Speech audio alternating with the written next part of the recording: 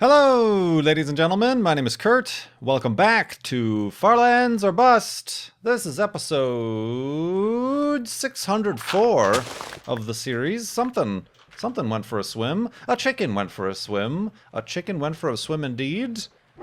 Woof. We're not going to join this chicken, who will eventually evolve into some sort of flightless penguin creature if it spends so much time in the water. That's not how that works, Kurt. Yeah, it's episode 604 for your Saturday? Hopefully. I think I'll have time to get this up on Saturday, recording it on Friday. But for your Saturday, August 27th, 2016, as we are continuing on to the far lands here. Like I said, episode 604. I think I've said that 3 or 4 times already. Other numbers you might be interested in, I thought were interesting. We have a world save file here. The Minecraft world save is 22,252.5 megabytes. 22252.5 megabytes of a world save, so over 22 gigs there. Some of you made note of how I missed a surface spawner. It was kind of a hidden in a mountain spawner in the last episode because I was busy. Making my spoken word rendition of pop songs. I don't know. Was that a pop song? Was that a popular song?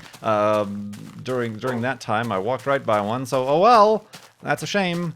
That is them's the rules. If I see one, then I can explore it, but if I don't see it, or if it's not visible, then I can't explore it, obviously. Could have been another golden apple of destiny in there. Could have been another golden apple of destiny. Of course, we might soon be due for another golden apple, because this golden apple came on episode 311.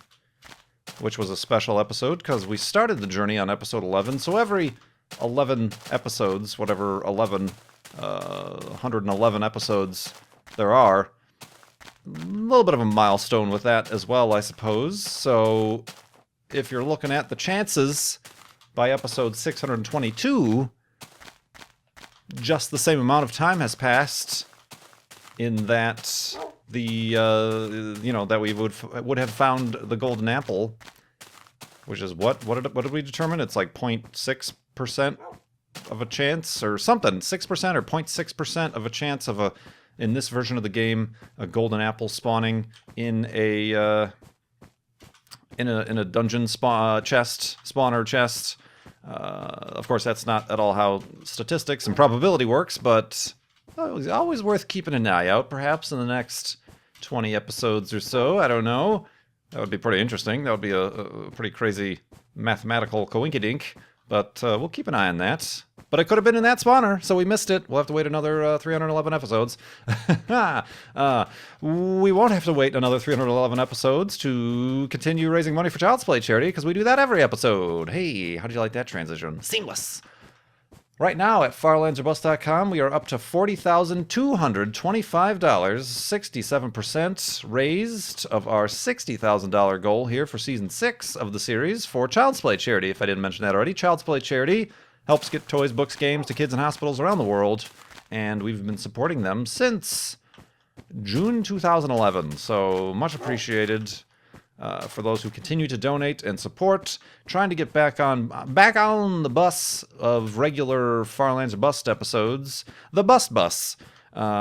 So we're about like 2 a week now. Our normal pace should be 3 episodes a week. We had been doing very consistently Tuesday, Thursday, Saturday, and we're getting back into that. Hopefully more reliably soon. I have other things taking my attention. The least of not which is this weekend is CoStar's 1000th stream a day, and Good is actually flying into town, and CoStar has invited also myself, other local Arizonians, myself and Avigizen, to stop by at any time to participate. So I might be doing that a couple days out of this weekend. And then, of course, next month is convention month. Apparently, there's PAX, there's Minecon, and then there's TwitchCon. No definitive plans specifically for any of those, other than the potential and probable attendance of all three. But yeah, otherwise, yeah, still just stuff continues to happen. But we're, like I said, slowly getting back at it, starting up some other series. The new Grow Home game, Grow Up. I've been playing that for YouTube. I realized that was a very popular YouTube series when I played the first game, so I figured I considered live streaming it, but instead of live streaming it, I figured it would be a good thing to just continue that as a YouTube series, and I'm enjoying playing that. Played a little bit more today as well for more episodes. But then we are doing a little bit more streaming. Played a whole brand new game in a live stream earlier this week. The underwater scuba diving game, played that all the way through. It was a surprisingly enjoyable time. It was like a exploration, kind of a little bit of walkie simulator-y, but as far as swimming underwater and stuff and exploration and viewing the different sights and animals and fishies and mammals and whatnot, was a really enjoyable time. So yeah, we're getting back at it. So I appreciate everybody sticking around, and like I said, even through all this, the continued donations to Child's Play charity, because that's a separate and great cause altogether, to just continue regardless, and I appreciate the support there. Indeed, we have something to discuss, my friends. We have Space Gnus. Space Gnus. Space News indeed. And I'm surprised, I don't think anybody mentioned this yet, but we've discovered, we as in science, not me, I had nothing to do with this, another exoplanet. And boy howdy, you might be saying, well, there's like 10,000 exoplanets and we keep discovering hundreds at a time these recent years anyway. But this one is of a little bit more importance and interest in that we're looking at Proxima Centauri. Proxima Centauri, you may be aware, is the closest star to our own sun at a measly 4.2 light years away. 4.2 light years away from the sun, our solar system. So that is right, literally next door. You can't get any closer because, like I said, it's the closest star to our own. Interestingly enough, it has recently been confirmed that Proxima Centauri has a planet, and that planet is actually what all the headlines I'm sure you've seen is an Earth-like planet. Earth-like planet orbiting our closest star. Ooh, a potential Earth 2 or whatever. Yes, that's good to get the hype up and the interest up, but calling it Earth-like when we don't know that much about it, other than its potential mass, might be putting the moon before the planet, as it were. Might be putting the rocket in front of the ship. So really, yes, there is a planet. It is exciting because it's the closest star to ours. And the planet has a minimum mass of 1.27 Earth masses. So it's not one Earth mass or anything like that. And that's all we know. We don't know anything. We don't know if it's a rocky planet. We don't know if it has an atmosphere or water or anything really, except that it has a minimum mass of 1.27 Earths. And it still needs to be studied. Its orbit and its speed still needs to be studied. It could be up to 3 times Earth mass, or more, really. But it could be up to 3 times Earth mass. And we're just talking about mass. We're not talking about size, diameter. Mass could mean a lot of things. As far as that's concerned. So that's really all we know, and then we also know its orbit. And this is the crazy part. It is technically within the star's habitable zone. because the star is actually much cooler and smaller than our own sun. It's a lot closer. It orbits the star once every 11.18 Earth days. So a year there, as in it orbits the star, is 11 days here. That's a fast little planet spinning around there. And because it's so close, what am I doing? I'm making an elevated hidey hole. I actually need a little bit more dirt here. Because it's so close, it's most likely that it's tidally locked to its star. That means the same side of the planet faces the star at all times, like our moon is tidally locked to us. The one side always faces Earth and one side always faces away. So one side is always in starlight, in its sunlight, and the other side is always in darkness. What you think about that, or how that could impact things, is another story. But yeah, let's go to sleep, speaking of moons, and continue in the morning.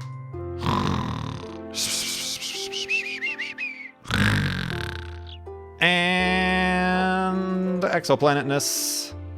So yeah, this Proxima B, the way they name exoplanets is the star is A, and then every planet out of that is is B, C, D, E. So yeah, this planet's name right now is Proxima B. So yeah, it is the closest known exoplanet ever found, and it'll be very interesting to see what else we figure out about it. But yeah, there is some, I suppose, fudging of the hopes in some cases. Oh, it's another Earth, and you get all these artist renditions of this rocky, water-filled, oceanic, atmospheric planet.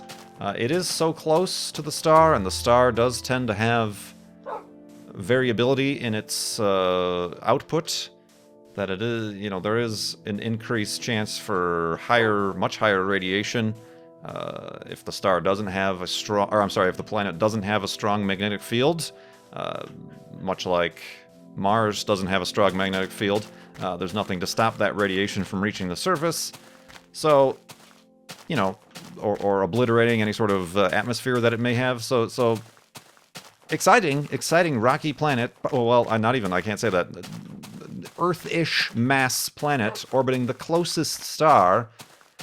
And it's not, it might as well be 100 light years away. 4.2 light years is just as accessible. We can't send anything there. There's no missions that are going to be sent there, even any, ooh, that's neat, robotic missions or anything like that. Oh, it'll just take 4.2 years to get there. No, that's if you're traveling light speed.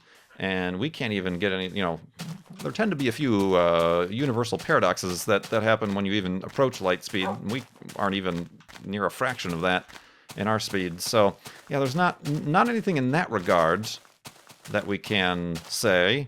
But it is still exciting. I don't want to rain on your planetary parade.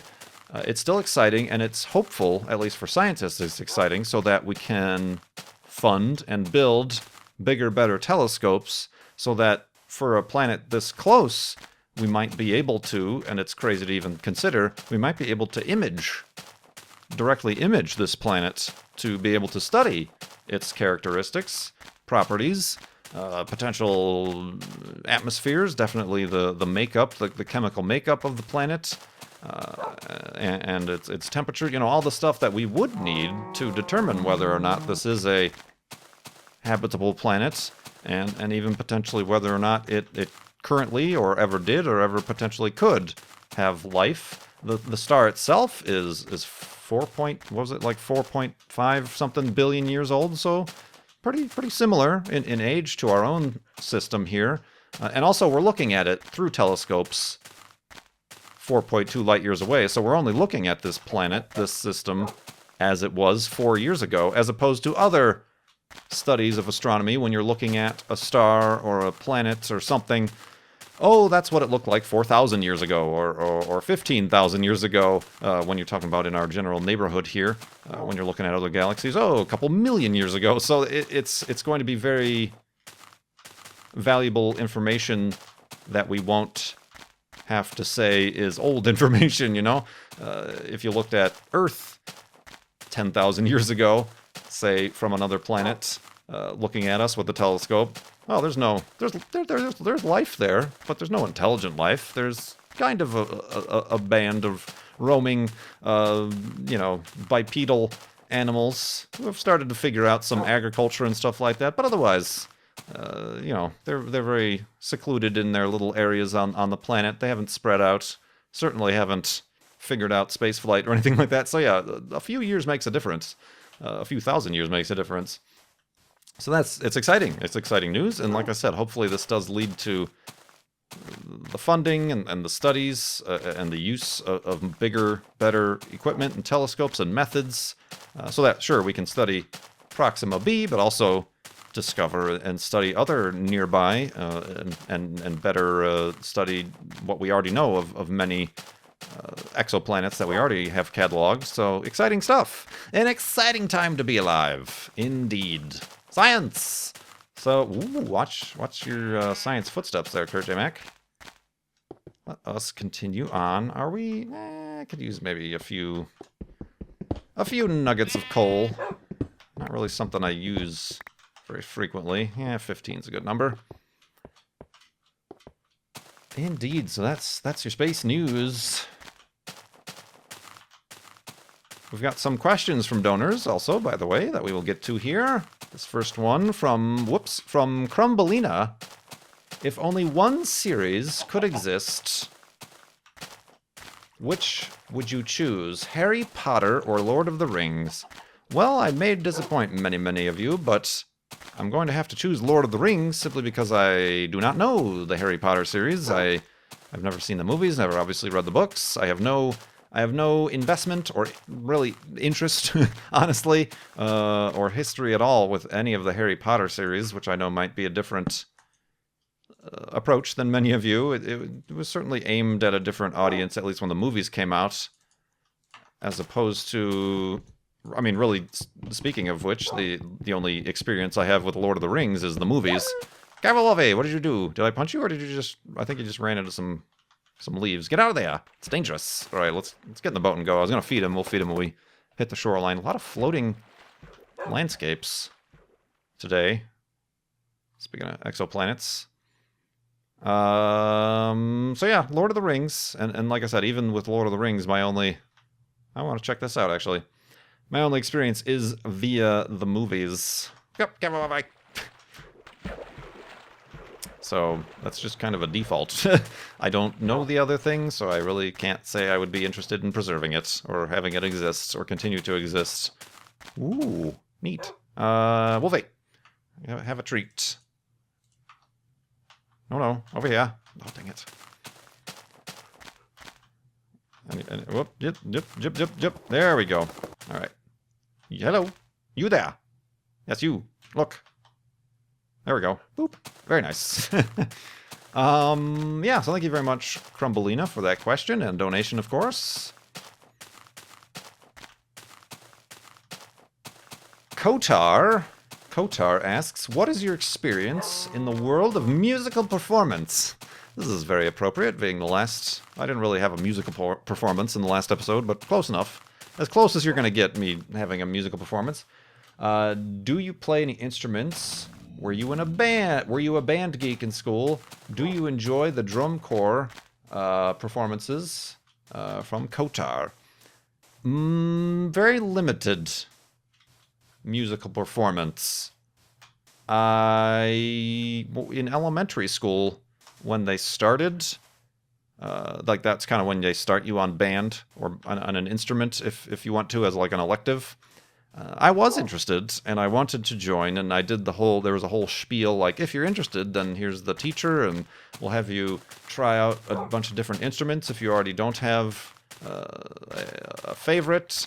I kind of wanted to try the saxophone, but just because it was kind of cool or whatever. Everybody wants to play the saxophone. But then the teacher said I was actually really good at either the trumpet or the... one of the bigger ones that I actually wasn't a big fan of. It wasn't the tuba. There's like one between a trumpet and a tuba. No, the trombone. Yeah. She said I seemed like I grasped those instruments better than the saxophone or other instruments. But unfortunately, didn't quite have the backing of the parental units in that regard. It's expensive to have to buy or rent, I don't know how it works in elementary school, an instrument. And I could see for a 8-year-old or 9-year-old or however old I was, how perhaps not knowing how long that would last or whatever, and a little bit based upon the fact that previously my older sister did join the band, I think the flute she was playing, and ended up subsequently dropping it for something else. So I think that probably influenced a little bit of that. So that was a little bit of a, I don't know if I would have stuck with it or if I would have ended up being a band person. I didn't know anybody. I didn't any band or anything. I didn't keep up with any of that. So yeah, that's really my very brief instance of organized musical performance. I picked up, as many do in high school, a guitar, and then an electric guitar. I eventually ended up selling the electric guitar because, again, it's not something I practiced and I tried to learn. I bought tape cassettes. Do we know what tape cassettes are? Little tape cassettes and chord books, tab books and stuff or whatever.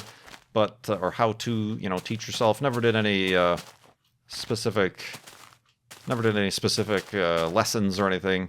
A little bit, but I never really kept it up. That's one of those instruments that's a bit difficult to be good at in the beginning, because you need to develop like an actual physical ability, and you need to develop the calluses on your fingers or whatever to be able to actually make it sound halfway decent. So I never really got over that initial entry level, I guess, what's the word I'm looking for? The beginner's, what is that called? There's a specific terminology. Learning curve. Thank you, Kurt, for thinking of what you were thinking of. The learning curve. Never got over that learning curve, unfortunately. So yeah, not really any specific experience with the musics. Is Minecraft gonna play us some musics? Let's find out tomorrow.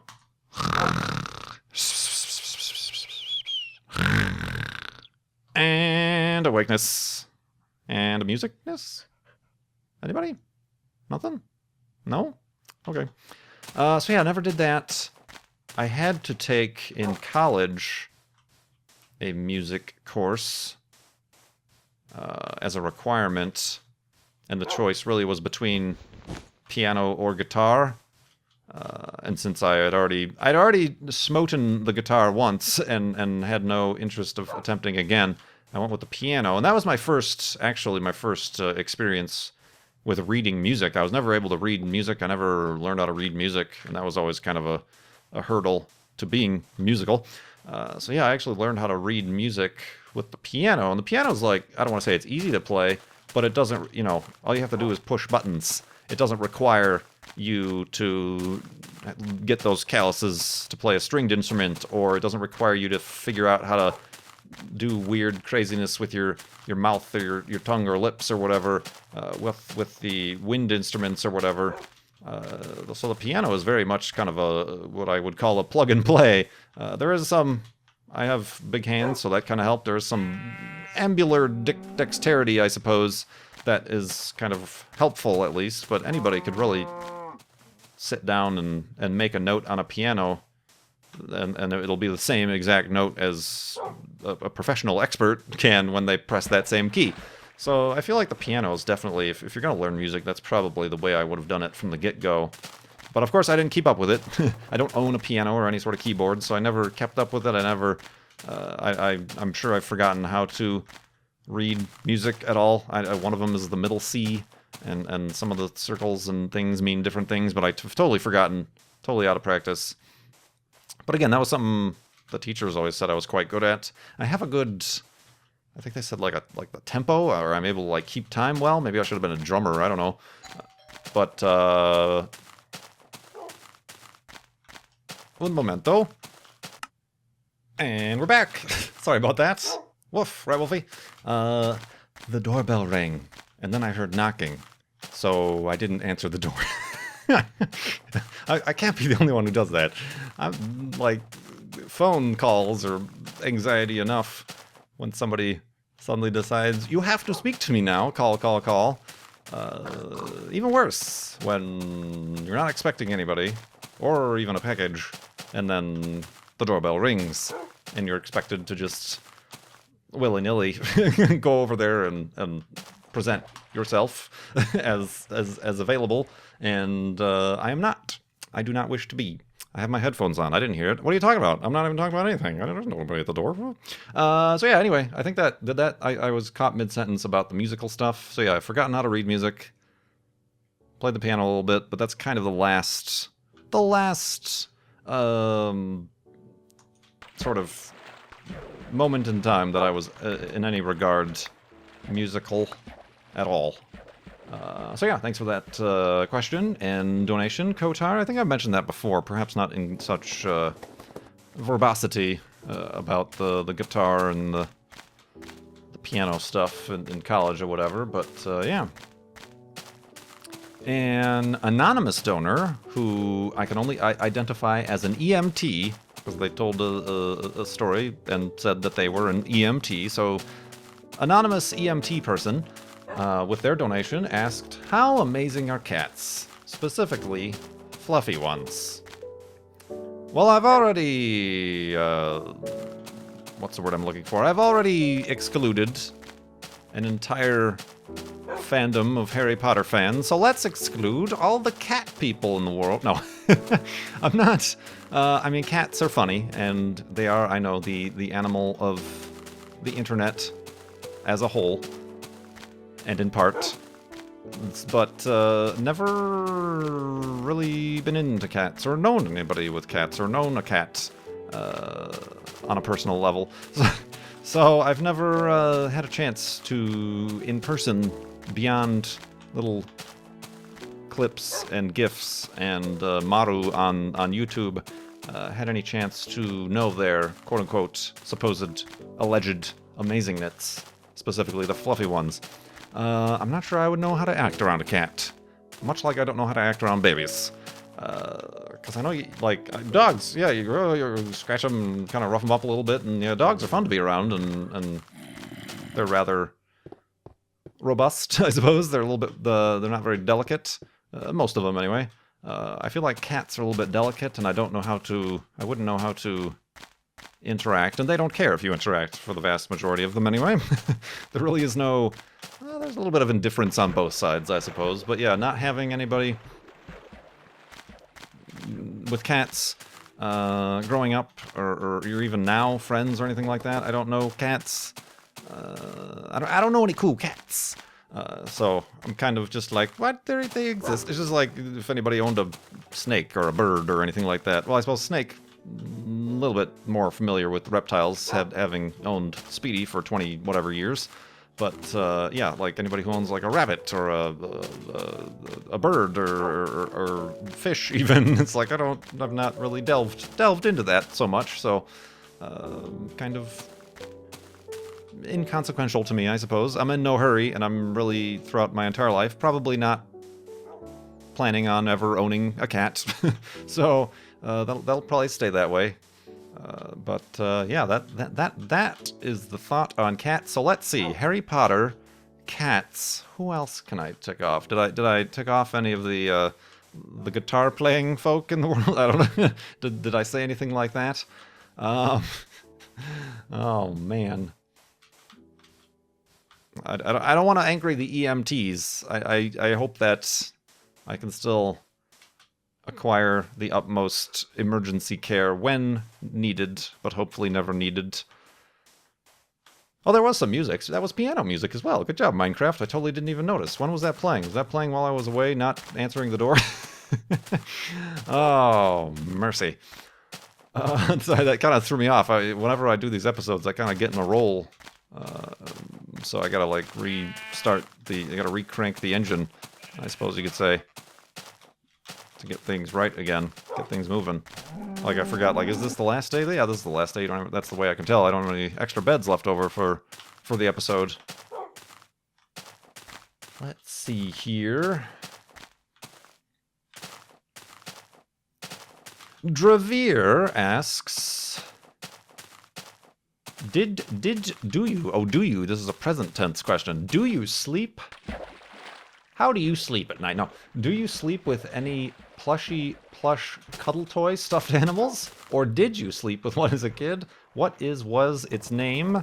I need a boat. Its name was not I need a boat, but I literally need a boat right now.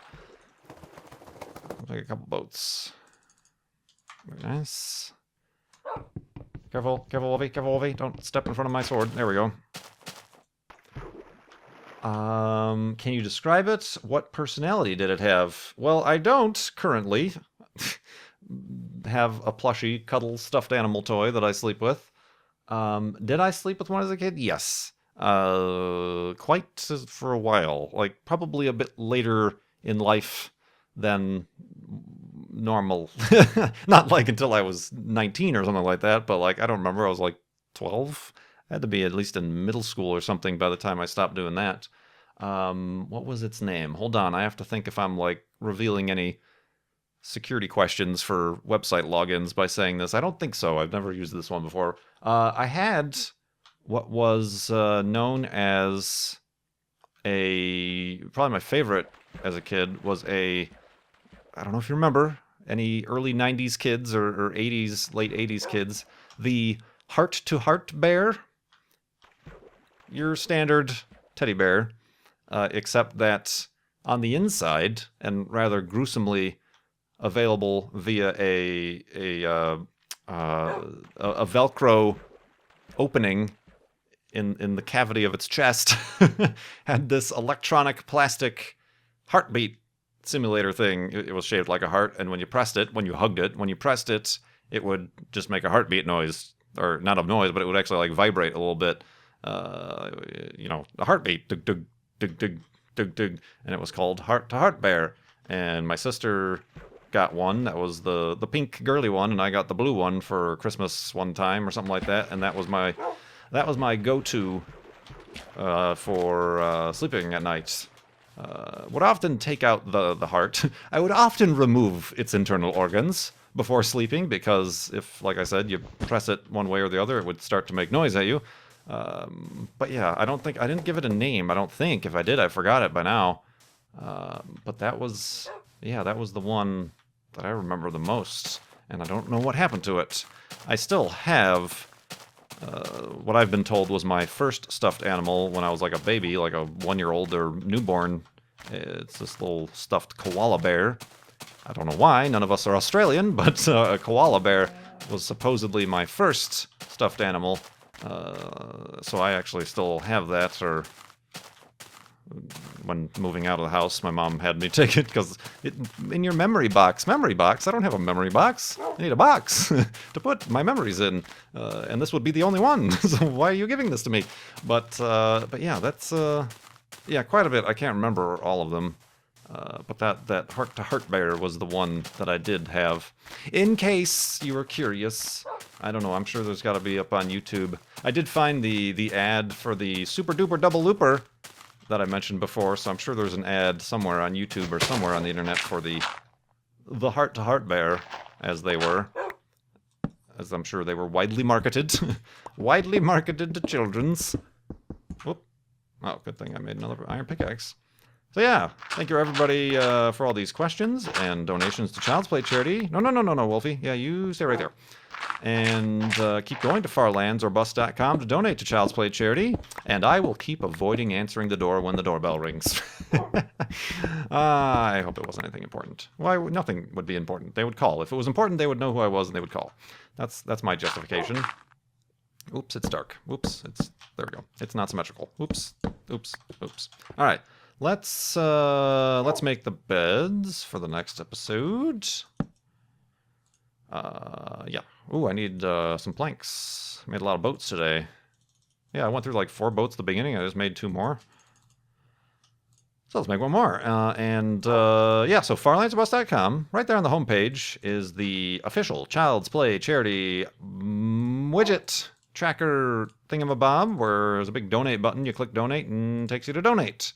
And you can ask a question in the comment box, and I'll add it to the list of things to be answered, much like these questions that were answered today. And I do appreciate the continued support for that. And like I said, we're past that $40,000 mark, so we'll be firing up. I've been offered already by Breon, who has helped out a lot of Mindcrackers with such things, setting it up. to get it up and running and at least checking it out. So I'll let you know when that's happening soon enough. Yeah, thank you so much for watching. My name is Kurt. I will see you next time.